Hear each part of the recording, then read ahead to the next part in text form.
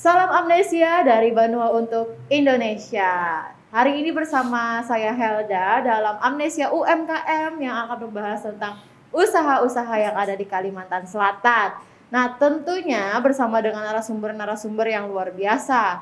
Dan sebelum kami melaksanakan kegiatan ini, kami telah menjalankan protokol kesehatan yang ketat. Jadi boleh nih abang-abang dilepas maskernya biar kelihatan ketampanannya ini. Siap. Ya, izin. Lepas masker ternyata itu. Oke, sudah ya. Jadi terlihat ini wajah-wajahnya. Jadi nanti kalau ketemu di jalan bisa sapa-sapa bareng ya. Hari ini saya bersama dengan pengusaha-pengusaha dari industri kopi yang ada di Kalimantan Selatan. Boleh kenalan dulu, Bang? Oke, perkenalin nama saya Andirio Saputra. Ya boleh, silakan. Ya, nama saya Dias dari Unipos Kopi. Di Bang Dias sama Bang Rio. Bang Rio. Oke, jadi Bang Dias sama Bang Rio ini dari forum pengusaha kopi ya. Ya benar. Boleh ceritakan Bang Rio awal mulanya bisa berkumpul dalam forum komunitas kopi itu kayak gimana?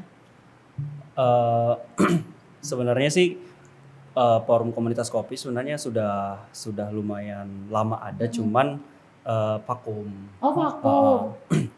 Terus ini kita muncul lagi, sebenarnya belum jadi satu badan forum. Kita baru ngelakuin satu kali pertemuan. Cuman itu lahirnya dari keresahan sih sebenarnya. Jadi kita ngerasa resah adanya kebijakan tentang PPKM. Jadi kita ngelakuin satu pertemuan besar kemarin sama sesama teman-teman pelaku industri kopi kayak gitu. Sebenarnya awalnya dari situ. Oh, berarti ini awalnya dari keresahan tentang PPKM ini ya. Mungkin boleh Bang Dias ceritain apa sih tujuannya pertemuan tersebut? Mungkin izin. Tujuannya sih harapannya kita berkumpulnya kemarin itu sebenarnya untuk kita sama-sama menyepakati tentang bagaimana nih sih nasib kita ke depan gitu, Mbak. Iya. Karena kan kita ketahui sekarang ini kan COVID kan kita nggak tahu sampai kapan. Betul sekali.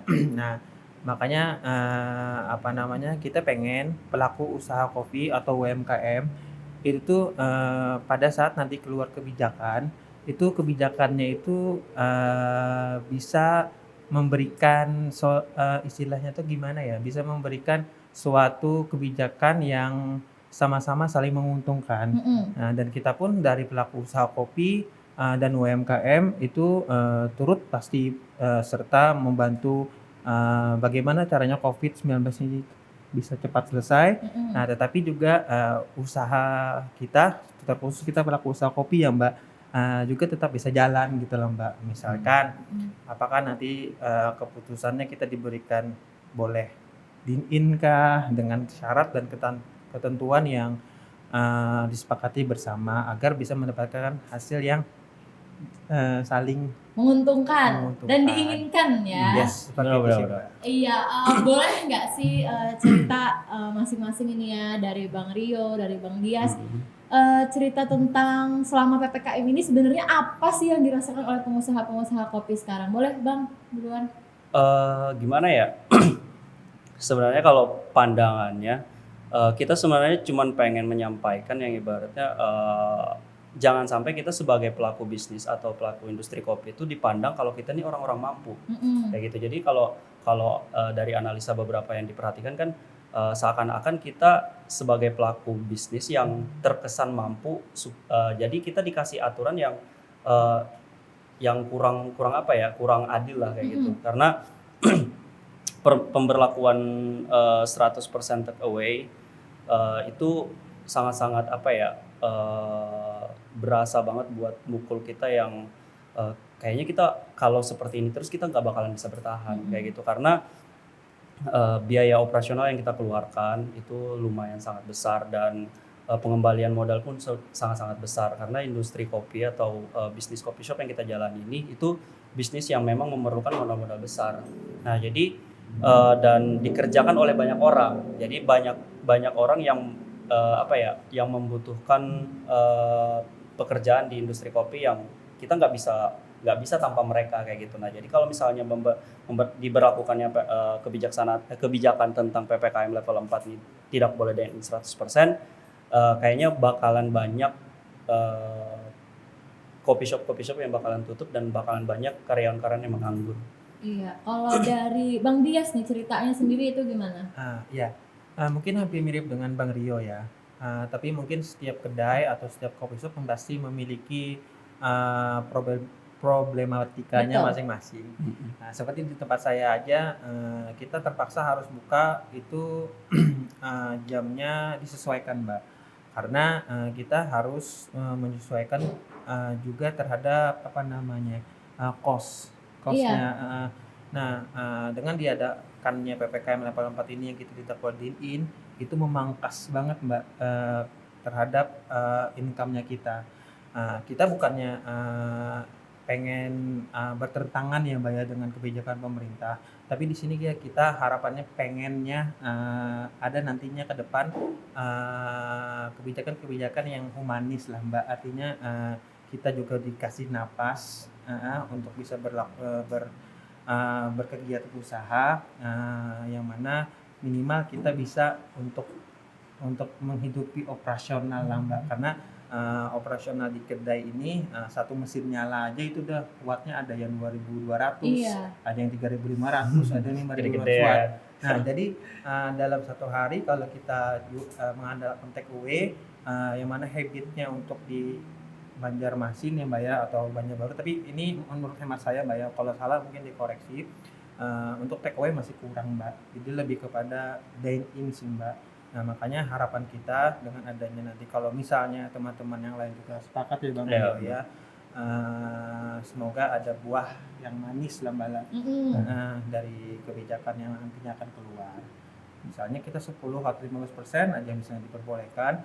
Tapi dengan syarat misalnya kami harus melakukan protokol dan prokes yang ketat, kita siap melakukan itu asalkan yang penting kita bisa mensejahterakan karyawannya kita juga. Dan juga konsumen pun terkadang rindu terhadap kedai kopinya kita. Rindu itu kan bukan hanya dari tentang kopinya tapi dengan suasana kedai. Iya betul. Kalau boleh tahu nih ya, kondisi di lapangan sendiri itu kan kalau zaman dulu bisa kapasitasnya 100%. Nah, dalam PPKM ini kan berarti dia harus apakah ini kan beda, ada di Banjarmasin, ada di Banjarbaru atau Banjarbaru dua-duanya ini? Banjarmasin, Banjarbaru. Nah, kalau boleh tahu sendiri untuk di daerah masing-masing, apakah memang sekarang diberlakukan wajib dine in, wajib take away atau diperbolehkan oleh pemerintah masing-masing? Boleh dari Bang ya dulu. Jadi sepengetahuan saya sejauh ini memang pemerintah cuma ngeluarin kebijakan kita cuma boleh take away atau delivery order dan 100% tidak boleh dine in. Kayak gitu.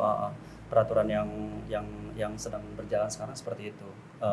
Kayaknya Banjarmasin kurang lebih Bang ya seperti itu ya. Kurang lebih karena tajuknya kan sama-sama level 4 Mbak. Iya. Benar, tajuknya sama-sama level 4. Di butir-butirnya aja yang berbeda seperti itu. Oh begitu. Jadi sekarang ini ternyata karena PPKM-nya juga meningkat ya, levelnya level 4, tidak diperbolehkannya ada dine in. Sedangkan kalau tidak salah kita ketahui juga di daerah-daerah lain itu diperbolehkan beberapa persen ya kalau tidak salah. Jadi sebelumnya minta maaf nih sebenarnya. Iya. Kita berdua ngobrol di sini sebenarnya kita baru ngelakuin satu pertemuan dan 3 hari ya, Bang. Iya, 3 hari. 3 hari setelah pertemuan kemarin kita ngobrol di sini. Jadi sebenarnya kita nggak ada kesepakatan dulu sama teman-teman kalau kita bakalan nyampein aspirasi bersama hari ini. Jadi teman-teman kita minta maaf dulu sebelumnya. Kita punya niat buat ngewakilin semuanya, yang ibaratnya kita cuma nyampein apa sih keresahan apa yang kita rasakan selama PPKM berlanjut. Nah jadi harapan kedepannya itu sebenarnya dari pertemuan kemarin kita pengen menyampaikan ke yang punya wewenang atau kebijakan yang mengeluarkan kebijakan kalau keresahan kita yang terjadi seperti ini. Jadi kita pengen mereka juga menimbang kembali lah, paling nggak menimbang kembali kalau misalnya PPKM ini pun berlanjut, kita nggak bakalan pernah bisa ngelawan, maksudnya kita nggak bakalan pernah mau ngerombak aturan yang ada atau ngelawan aturan yang ada, enggak. Kita pengen berdampingan dengan aturan yang ada tapi kita tetap bisa hidup. Nah seperti itu sih aturannya. Jadi kalau kita lihat dari beberapa kebijakan yang keluar yang diterima sama teman-teman industri kopi yang di daerah lain, misal contoh di daerah Kalimantan Tengah, di Palangkaraya, atau di daerah Sulawesi Selatan, daerah Makassar.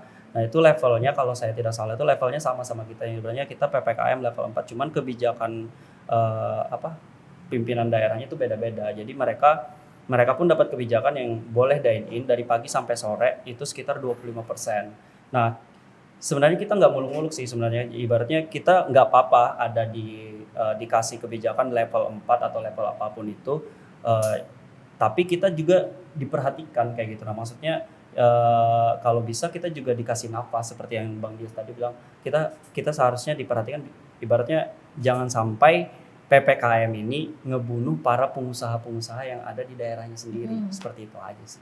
Oke, paham nih. Jadi memang kedai kopi atau usaha kopi ini belum terkhususkan ya kategorinya itu masuk mana. Contoh maksudnya termasuk rumah makan kah atau termasuk kedai-kedai UMKM yang kecil kah? Karena kalau tidak ada terkhususnya itu bingung juga mau levelnya seperti apa. Benar. Kayaknya seperti itu ya yang terjadi sekarang. Gimana Bang Dias? Iya Bang. Kalau menurut saya ya, kalau terkhususkan itu menurut pandangan masing-masing. Tapi yang harapannya kita di sini adalah seperti yang kita sudah bilang tadi, mungkin sehabis misalnya habis PPKM kita tanggal 9 ini, mungkin misalkan ada rapat lagi oleh pemerintah, mungkin kita disorot lah Mbak. Iya, dipertimbangkan. Iya. Dipertimbangkan karena kalau diperpanjang lagi, misalnya ini kan sudah jalan hampir 2 minggu. Betul. Ya Mbak ya. 1 minggu pertama aja kemarin kita sudah bernapas sudah sesak ya, agak sesak. Iya, nah terus ditambahinnya sampai setengah 9 kita juga agak kebingungan juga. Nah, yang kita takutkan apakah nanti di tanggal 9 ini misalkan ditambah lagi 1 minggu, kami pun tidak tahu nantinya bakalan seperti apa. Kami pun ke depan kayak gitu. Nah, napasnya seperti apa. Nah, itu juga mungkin berlaku juga suaranya kepada UMKM. Iya. Kan terdampak kan bukan hanya pelaku usaha kopi, Mbak. Benar. Nah, tapi sementara ini kita kebetulan adalah pelaku usaha kopi, ya kita bicaranya adalah pelaku usaha kopi. Ya. Kalau perihal pengkhususan, sebenarnya kita cuman nggak terlalu paham tentang aturan antara coffee shop sama tempat hiburan umum. Sebenarnya kita bingungnya di situ. Jadi yang perlu digarisbawahi sekarang, coffee shop ini sebenarnya industri yang lumayan besar untuk Kalimantan Selatan, karena dilihat dari pertumbuhannya 2-3 tahun belakangan kan pertumbuhan coffee shop kan sangat banyak banget tuh Mbak. Cuman kita nggak pengen yang kita dikategorikan kalau kita nih kategori tempat hiburan umum. Nah, kayak gitu. Sebenarnya industri kita ini industri besar, karena yang terdampak dari keadaan sekarang tuh bukan cuma kita doang, tapi banyak pihak kayak gitu. Dari hulu ke hilirnya itu terdampak semua. Otomatis kan ibaratnya yang tadinya kita penggunaan biji kopi dalam 1 bulan misalnya sekian puluh kilo, sekarang kita cuma bisa ngambil dari para petani cuma sekian kilo doang, karena memang nggak keluar bahan bakunya seperti itu. Terus dari beberapa pihak juga seperti itu. Misal dari supplier sirup, susu dan lain-lain, kan ini industrinya industri gede, jadi semuanya terdampak kayak gitu. Nah, sedangkan kan kebijakan yang kurang bisa kita terima ini sekarang, kita tetap wajib harus bayar pajak. Nah, kayak gitu. Maksudnya kita tetap harus bayar pajak, sedangkan kita dibatasi untuk berjualan kayak gitu loh. Nah, sebenarnya kita nggak bakalan pernah bisa ngerubah aturan PPKM tadi tentang pembatasan. Cuman mungkin kita bisa diedukasi. Maksudnya misal yang tadinya kita punya 10 kursi, kita cuma boleh pakai 5 kursi doang kayak gitu. Ibaratnya ya siasat kita sebagai pelaku kopi pun kita punya cara treatment sendiri-sendiri, di mana kita tetap bisa bikin orang dine in tanpa harus ngerusak protokol kesehatan kayak gitu. Karena menurut kami pelaku coffee shop atau industri kopi, ya mohon maaf misalnya kita sangat ketat, prokes itu sangat ketat ya. Ibaratnya kita nyediain tempat cuci tangan, kita selalu masang pamflet yang ibaratnya selalu jaga jarak, pakai masker. Terus dine in juga kita batasin, kalau orang kami rasa produk sudah habis, kita selalu ngasih pengertian ke customer kalau kalau produk sudah habis tolong tinggalkan tempat seperti itu tuh. Dan setiap coffee shop pun beda-beda tuh Mbak. Misalnya satu coffee shop ada yang nyediain untuk workspace kayak gitu. Jadi workspace-nya pun disetting sedemikian mungkin supaya orang tetap bisa kerja tanpa harus terjadinya perkumpulan. Nah kayak gitu. Jadi sebenarnya coffee shop itu bukan tempat hiburan umum. Itu sih yang perlu banget garis bawahin. Nah kayak gitu. Karena kita dari poin-poin kebijakan yang keluar tuh kita seakan-akan dikategorikan tempat seperti itu. Nah, jadi kita agak sedikit resah sih sebenarnya masalah itu. Mungkin kalau pengkategorian tadi mungkin saya pribadi sih ngenilainya lebih ke sana kayak gitu. Karena memang dianggapnya kan coffee shop ini terkenal kan buat perkumpulan, terutama anak muda nih. Padahal dari kedai-kedainya itu sendiri juga bisa sebenarnya menaati peraturan protokol kesehatan yang ketat. Karena ya pastinya juga memutar otak untuk bisa berdampingan lah dengan peraturan. Karena tidak mungkin juga kita melanggar peraturan. Karena peraturannya pun juga bagus nih. Tapi tolong tadi kata Bang Dias, peraturannya yang humanis lah, yang bisa bikin para UMKM atau para pengusaha kopi dan juga pengusaha lainnya itu bisa bernapas. Iya. Karena mungkin izin masuk Mbak. Pelaku usaha kopi juga pasti melakukan yang namanya kebersihan, terus keamanan, terus juga pasti menerapkan protokol-protokol yang baik dan benar lah. Sebagai contohnya saja perbedaan kita dengan yang lain ya gitu ya Mbak ya, UMKM lain adalah kita mencuci piring itu pasti dengan air yang mengalir. Nah, dari hal itu aja kan kita sudah menerapkan suatu protokol kesehatan yang istilahnya itu yang layak lah Mbak. Nah, karena sebelum kita menyajikan suatu kopi atau suatu makanan, nah itu kita benar-benar melakukan prokes yang ketat. Nah, kita menggunakan masker, terus kita gelas piring yang kita akan gunakan itu sudah kita sterilkan, mejanya juga kita sterilkan. Nah, ini tinggal kita sepakati bersama aja sih Mbak lagi. Semoga juga pemerintah juga bisa bantu ya tadi terkait masalah kebijakan yang humanis tadi, agar ya kita bisa bernapas tadi. Iya, bersama-sama kayak gitu ya, biar enak. Karena emang COVID ini kan berdampaknya ke semua. Iya, betul. Terutama tadi para pelaku bisnis, UMKM dan lain-lainnya. Nah, gini deh Bang, misalkan ya kita berandai-andai kan kita yang namanya aspirasi ini perlu solusinya juga. Apakah memang abang-abang ini pengen nih mungkin perlu duduk bersamakah dengan pemerintah atau hanya berbicara bareng-bareng sama forum komunitas kopi, atau nanti dua-duanya kita lakuin aja biar enak kayak gitu? Ada saran nggak nih?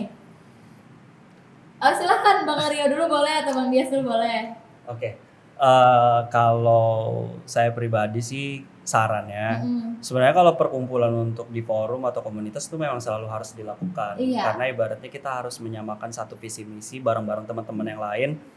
Kita harus ngejaga sama-sama industri kita dengan baik kayak gitu. Nah, maksudnya industri kita tetap harus terlihat profesional. Benar kayak banget. gitu. Nah, kalau untuk ketemu sama yang punya wewenang atau kepemerintahan, ya harapan kita bisa ketemu. Maksudnya kita bisa duduk bareng, ngopi bareng, ngobrolin apa sih kecemasan yang kita alamin, karena ini cuman bukan tentang kita kayak gitu. Ini bukan cuma tentang kita. Maksudnya semua sektor itu punya masalah masing-masing, dan kenapa sektor industri kopi ini nggak dicari tahu sih? Maksudnya nggak dicari tahu tentang pelakunya tuh apa-apa aja sih keresahannya, apa-apa aja sih yang dibutuhkan, dan kebijakan seperti apa yang perlu dikeluarkan kayak gitu. Jadi nggak bisa semua sektor tuh disamakan. Kayak pukul gitu. Rata kayak gitu ya. Dipukul rata. Sedangkan kan ibaratnya, mohon maaf misalnya kayak PKL pinggir jalan kayak yang jual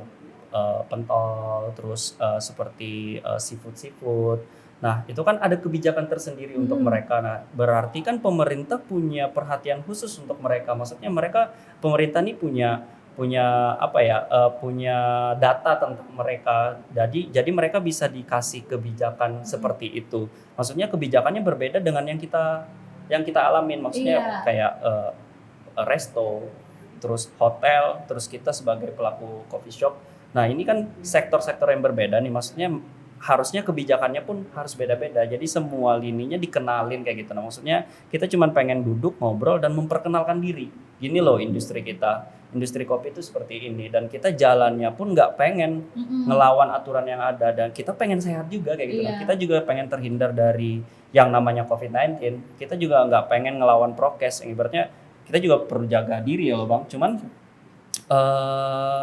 kalau kita cuman dapat kebijakan dari pemerintah terus kita manggut-manggut aja, sedangkan Iya. sebenarnya kebijakan itu tuh mukul kita banget. Nah, kita nih nggak bisa juga tinggal diam kayak gitu. Nah, kita pengen nyampein kalau kebijakan yang itu tuh sangat-sangat nggak sesuai dengan apa yang kita alamin kayak gitu. Nah, dan apa yang kita jalankan. Seperti itu sih. Gimana Bang Dias? Ada tambahan nggak? Nah, enggak, mungkin hampir sama. Harapannya ya seperti yang kata Bang Rio tadi sampaikan. Kurang lebihnya kayak gitu ya Pasti. Bang ya.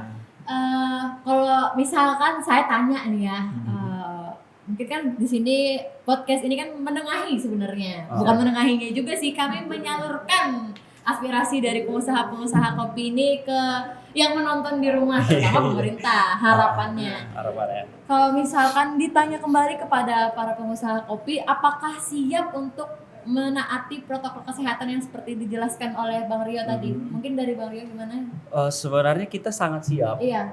Ya tadi yang saya sampaikan tadi itu sebenarnya kita cuma perlu dieducate aja. Maksudnya kita cuma perlu diedukasi. Jangan edukasinya secara General, menyeluruh, ya, paham. secara general. Maksudnya secara general boleh, tapi penghususan harus ada. Iya. Nah, misal di kafe atau yang kita sekarang dicap kalau kita nih kafe tempat hiburan umum atau kita sebagai tempat orang nongkrong. Nah, edukasinya itu seperti apa? Iya. Nah, itu harus ada tuh kayak gitu. Tuh kalau misalnya edukasi sudah disampaikan, kita juga nyampaikan kayak gitu. Maksudnya kita bisa menyampaikan sebenarnya kita bisa menjalankan prokes yang pemerintah maksud dengan cara atau treatment kita masing-masing kayak gitu. Sebenarnya bakalan ada jalan keluar sih menurutku kalau misalnya kita dikasih kesempatan buat ngobrol. Seperti itu. Kalau dari Bang Dias nih gimana? Kesiapannya, ini kan pertanyaannya kesiapannya nih gimana nih? Nah, kalau kesiapan ya kita bilang pasti siap, Mbak.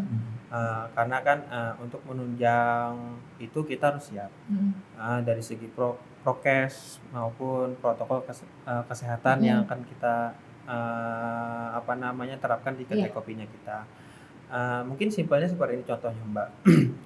Misalkan kalau kita dapat perhatian khusus, misalnya kita diberikan waktu atau kapasitas misalnya 25%. Ya, sebelum dilakukan PPKM misalnya disahkan keluar surat edarannya, mungkin Satgas Covid misalnya atau siapa yang berwenang ibaratnya mengunjungi lah tempat-tempatnya. Nah, kita kan bisa men-setting duluan, Mbak. Ibaratnya itu untuk wadahnya kita agar ini tempat sudah layak nih untuk menghadapi PPKM gitu. Iya. Nah, sehingga kedai kita bisa beroperasi dengan yang sudah tersetting dengan keputusan bersama tadi, Mbak. Nah, seperti itu. Nah, jadi apabila ada kedai yang melanggar, misalnya dia menambahkan kursi yang mana dia sudah harusnya mengurangi kursi, nah itu nanti yang ditindak tegas. Iya. Nah, tapi kalau misalnya orang pelaku usaha kedai kopi ini sudah melakukan prokes dan melakukan penerapan tadi dan dia tidak melanggar, ya bisa dilanjutkan kayak gitu. Maksudnya seperti itu contohnya sih, Mbak. Jadi ini bisa dilakukan sih sebenarnya, Mbak. Asal kita bisa mungkin ada jembatannya untuk bisa menyampaikan aspirasi lah, Mbak. Mungkin nanti dari situlah mungkin kita bisa mendapatkan lah mungkin pencerahan Bener banget. Memang perlu koordinasi juga ya. Tadi Betul. edukasi dulu kan harus dibicarakan bahwa usaha itu kan banyak jenisnya nih yang terdampak. Salah satunya ini tentang kopi tadi, dan kopi ini dikategorikan lebih banyaknya sebagai tempat hiburan. Ya. Padahal bukan hanya itu aja kategorinya. Nah, terus perlunya juga tadi mungkin dari abang-abang sekalian sudah siap juga kan bersama dengan forum untuk membicarakan dulu nih pada para pengusaha kopi bahwa siap nggak kita nih, dan jawabannya tadi kan siap, berarti tinggal kebijakan pemerintahnya yang seperti apa. Iya, Dan benar. kita juga berdoa ya semoga nggak ada perpanjangan lagi juga. Amin. Dan walaupun nggak ada perpanjangan juga adanya kelonggaran lah sebenarnya. Ya. Supaya bisa nafas sedikit dari pengusaha-pengusaha lainnya. Ada lagi nggak nih Bang yang ingin disampaikan mungkin? Mungkin sedikit sebelum closing ya Mbak. Iya. Jadi forum kita ini dibuat sih untuk jangka panjang. Iya. Dalam artian kita bukan hanya untuk menghadapi PPKM yang pada saat ini kita berjalan. PPKM yang sudah berjalan ini ya kita sudah mutlak. Iya. Kita pasti betul. akan taati dan kita akan ikutin. Karena kan sudah keluar surat edarannya. Benar. Yang kita harapkan adalah nanti ke Iya. depannya. Karena kan yang kita bicara awal tadi kan kita nggak tahu COVID ini sampai kapan. Benar banget. Yang kedua, nanti apabila nanti kebijakan itu akan dibuat kembali, nah semoga kebijakan itu bisa melirik kita gitu ya Bang ya. Iya. Nah, dan mendapatkan hasil-hasil keputusan yang bisa saling menguntungkan tanpa mengurangi istilahnya itu kerja kita bersama untuk menghapus mata rantai COVID-19. Benar Seperti banget. itu sih Mbak harapan saya. Mungkin Mas Rio bisa Dari tambahkan. Bang Rio? Kalau harapannya sih sebenarnya pengen nyampein semua aspirasi teman-teman Boleh. yang masuk, yang kasarnya tuh kita ini udah udah di ujung tanduk semua. Maksudnya kalau misal kita udah tahu nih, maksudnya PPKM ini bakalan ada next dan nextnya lagi. Nah, cuman kalau misalnya ini terus berlanjut dengan kebijakan yang seperti ini Iya. terus, mungkin teman-teman bakalan banyak ya, termasuk saya, mungkin saya pribadi, mungkin nggak bakalan bisa bertahan lagi. Nah, harapannya ya suara kita bisa didengar, paling nggak ya ditonton lah video ini. Iya, pasti harus nih, harus. Paling nggak ya video ini ditonton banyak teman-teman, dan harapannya kita nggak ada stigma negatif yang masuk tentang apa yang kita sampaikan. Mohon maaf untuk semua teman-teman kalau ada kesalahan dalam penyampaian, dan kalaupun ada yang kurang mungkin next Bisa ditambahkan bisa ketemu nanti. lagi, kita Bisa bakalan ketemu ngobrol lagi. Itu aja sih kayaknya. Oke deh, jadi pada intinya dampak dari pandemi COVID-19 ini sangat besar ya, terutama sangat besar. dalam pengusaha kopi. Semoga nanti kalau misalkan harapannya sih tidak diperpanjang Ya, harapannya. Tapi kalau nanti ada perpanjangan atau ada kebijakan, bisa untuk pertama ya tadi diedukasi terlebih dahulu. Benar. Kalau tak kenal maka tak sayang nih ya, terutama kepada pemangku kebijakan. Iya kan ya? Iya, Nanti kenalan dulu dong. kenalan dulu gitu kan. Nah, terus dibicarakan lebih lanjut bagaimana sih kebijakan-kebijakan yang tidak mencekik teman-teman, terutama teman-teman UMKM dan juga pengusaha-pengusaha lainnya. Semoga juga kita semua bisa menaati juga pastinya protokol kesehatannya, jangan takut gitu ya. Ya, Kalau nggak percaya kata Bang Des, periksa aja. Siapa yang nggak taat itu udah cut aja nggak apa-apa. Tapi yang taat tolong dilanjutkan, diperbolehkan. Begitu.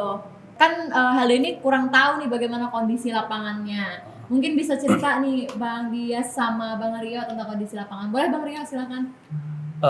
Kalau kondisi lapangan selama PPKM berlangsung sih sebenarnya ada sedikit analisa yang bikin kita tuh agak sedikit terganggu sebenarnya. Iya, boleh cerita.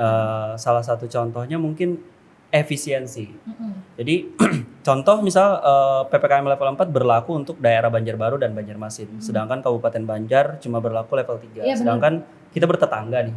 Nah, mungkin ada kebijakan kepala daerah memang beda-beda nih. Cuman kalau kita secara logika kan kita bisa kita sebagai orang ya nggak terlalu berpendidikan ini, ibaratnya kita bisa ngelihat tuh. Maksudnya jarak antara Martapura ke Banjarbaru, Banjarbaru ke daerah Gambut, Gambut ke Banjarmasin, itu kan kepotong-potong tuh. Iya. Nah, jadi kan nyebrang-nyebrangnya juga ya kasarnya naik sepeda tinjakin sampai gitu loh. Nah, mungkin ada hal-hal yang kurang sinkron aja terlihat kalau di situ tuh. Nah, terus kalau untuk masalah ke lapangan langsung, ke tempat langsung, mungkin sedikit masukan yang ibaratnya kalau informasinya tentang himbauan, setidaknya tuh para satgas atau yang mengamankan ke lapangan atau langsung tindak ke tempat terjadinya kerumunan, ya disesuaikan juga. Maksudnya jangan sampai menciptakan stigma negatif sama si masyarakatnya, Iya. kayak gitu. Maksudnya misal kita disuruh bubar nih, sedangkan yang ngebubarin jumlahnya lebih banyak datangnya daripada si penduduk yang ada di situ atau si customer yang ada di tempat. Misalnya customernya cuma 5, yang datang 20, 25 kayak gitu ya. Satgasnya mungkin Satpol PP-nya berapa orang, tentaranya berapa orang, polisinya berapa orang, ya gitu kan.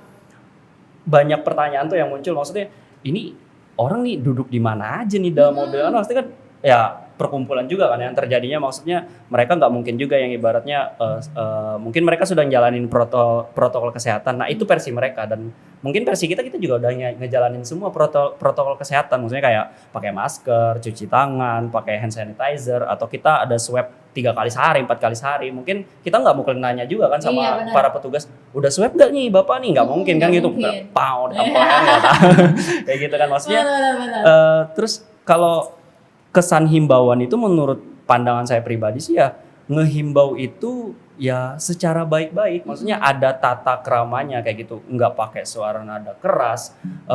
Ini ada yang motornya belum mati masih di atas motor udah marah-marah duluan. Ya kesannya kan bukan himbauan tapi bikin takut ya, bikin takut. Maksudnya bikin kena mental duluan lah. Maksudnya dia mau bahasa sekarang itu kena mental, bener-bener. Nah, dia pengen mukul mental kita dulu supaya kita nih takut. Nah, jadi pertanyaan sekarang, kita takut sama COVID-nya atau para satgasnya kayak gitu. Nah, jadi kita bingung nih kayak gitu. Kita pengen jalanin prokes nih karena kita ini memang pakai masker karena kita peduli sama kesehatan kita, atau kita pakai masker karena takut kena tilang kayak gitu kan. Jadi kan agak sedikit kurang sinkron aja. Sebenarnya sih kejadian-kejadian di lapangan kebanyakan terjadi hal-hal seperti itu yang mana kita kayak seakan-akan kita nih kayak perang COVID, tapi sebenarnya perangnya sama yang ini beda lagi gitu ya. Iya, jadi kita kayak diadu domba. Si COVID siapa sih sebenarnya kayak gitu lah. Jadi kayak COVID ini ngadu domba kita sama para satgas kayak gitu. Jadi menurutku sih ya bakalan banyak yang ngikutin apapun perintah dari pemerintah atau dari para satgas. Bakalan ngikut sih menurutku. Yang penting kita dirangkul secara baik-baik. Nggak cukup kok ibaratnya datang satu kedai itu cuma 2 orang udah cukup. Menurut saya sih, pandangan saya pribadi, udah datang terus itu masih terjadi perundungan, silakan pulang. Mungkin bisa seperti itu. 2 orang juga cukup. Walaupun yang datang dua-duanya perempuan, kemungkinan bakalan diikutin kayak gitu. Karena kita daerah-daerah aman. Maksudnya daerah-daerah tentram. Kita nih nggak ada kerusuhan dan apa-apa kayak gitu. Jadi nggak perlu banyak-banyak. Gitu, nggak mungkin juga nih polisi datang 2 orang terus kita pukul rame-rame, nggak mungkin. Ya, usaha kita dong ditutup ya. Banyak pertimbangan juga. Iya, kan seperti itu. Tapi ya begitulah. Ya begitulah keadaan di lapangan ya. Gimana Bang? Keadaan di lapangan. Coba Bang cerita. Mungkin sudah disampaikan semua oleh Bang Rio. Mungkin ini dari segi konsumen ya Mbak ya. Karena kan saya juga bukan hanya pelaku usaha, tapi saya juga konsumen gitu loh Mbak. Terkadang pada saat saya lagi konsumen, saya kan nongkrong misalnya nih ke tempat orang, tiba-tiba tempat itu didatangin seperti yang Mas Rio sampaikan tadi, ya kaget juga Mbak. Ya pasti. Ada apa nih pasti gitu kan. Artinya walaupun misalnya di saat sekarang ini kita hanya take away, kan lagi kita pesan take away nih, kan jadi ibarat bahasa game itu trigger ya, target jadinya gimana nanti lagi itu Mbak. Makanya kita juga kalau kita mengaplikasikan dari pelaku usaha kopi, kan kita melihat juga persepsi konsumen nanti gimana, kasihan gitu. Itu juga sih. Jadi bukan cuma dari pengusahanya, dari produsennya, tapi juga konsumennya juga takut juga jadinya. Contohnya Mbak ya kan lagi pesan kopi take away nih. Terus tiba-tiba kan yang datang banyak lagi ya orangnya. Aduh, malah jadi takut mesen jadinya ntar, aduh mending aku gak usah mesen deh di sini, takutnya malah kepergok lagi, padahal kan harusnya benar, harus ada etikanya lah ya. Ada banyak kebingungan sih sebenarnya yang terjadi. Misalnya kalau cuman boleh take away, tapi anggap aja misalnya si penjual ini lagi viral atau lagi rame-ramenya nih. Nah, sedangkan yang antri take away itu anggap lebih dari 20 orang misalnya. Ya, banyak. Jajar atau ke belakang. Itu banyak kan terjadi perkumpulan juga. Ya gimana kita membedakannya dengan sama cuman minum dan makan di tempat. Dan itu sama juga tuh perkumpulan. Nah, sama kasusnya misalnya vaksinasi itu. Iya. Terjadi perkumpulan juga kan tuh vaksinnya banyak banget tuh orangnya. Tuh apa bedanya sama kita yang perkumpulan kayak gitu kan? Bener gak sih? Bener. Ini dimasukkan gak sih? Gak apa-apa, masuk aja pokoknya semuanya ya. Karena kan yang namanya aspirasi harus disampaikan. Oke, Jangan siap. tanggung-tanggung. Siap, Selagi siap. ada jalurnya. Iya. Daripada dipendem-pendem kan Betul. ntar. Nah, itulah gunanya podcast ini. Bukan lain rahasia umum kan, maksudnya di Bener, media bener. sosial kan udah tersebar tuh. Maksudnya ya kalau pengen ngejalankan protokol kesehatan atau ngeluarkan kebijakan ya jangan ganjal lah. Bener. Kayak gitu. Jangan dipukul rata semua gitu ya. Bener. Dilihat dulu untuk hal seperti ini penanganannya seperti apa. Iya, benar. Sama tadi bener ya sih, banyak banget berita-berita juga kan yang berkerumun, terus juga satgas-satgasnya ya semoga bisa lebih baik lah ya. Harapan kita tuh kan lebih baik lagi nih. Harus setiap sesuatu tuh ada etika-etika dan lain-lainnya. Dan juga udah dijelaskan juga tadi sama abang-abang ini bahwa siap menaati protokol kesehatan. Nggak usah, jangan dibikin semua itu ditakut-takutin, jangan. Iya, benar. Sebenarnya pun untuk membangun imun kan harus bahagia nih. Nah, ini jangan ditakut-takutin. Karena segala sesuatu itu bisa diomongin baik-baik. Benar. Oke deh. Terima kasih loh ya Bang sudah Siap. menyampaikan. Kalau nggak disampaikan kita nggak tahu kondisi di lapangan bagaimana. Siap. Semoga nanti ada solusinya. Nanti kalau ada kesempatan, semoga yang menonton, terutama pemangku kebijakan, bisa duduk bersama, kenalan dulu kita ya. Benar. Apa yang sedang terjadi di lapangan bisa didengarkan melalui podcastnya Amnesia UMKM. Boleh closing terakhir kita ada salamnya Amnesia. Jadi kalau saya bilang salam Amnesia, jawabannya dari Banua untuk Indonesia. Boleh ya? Boleh. Terakhir, oke. 1, 2, 3. Salam Amnesia dari Banua, Dari Banua untuk Indonesia. Terima kasih banyak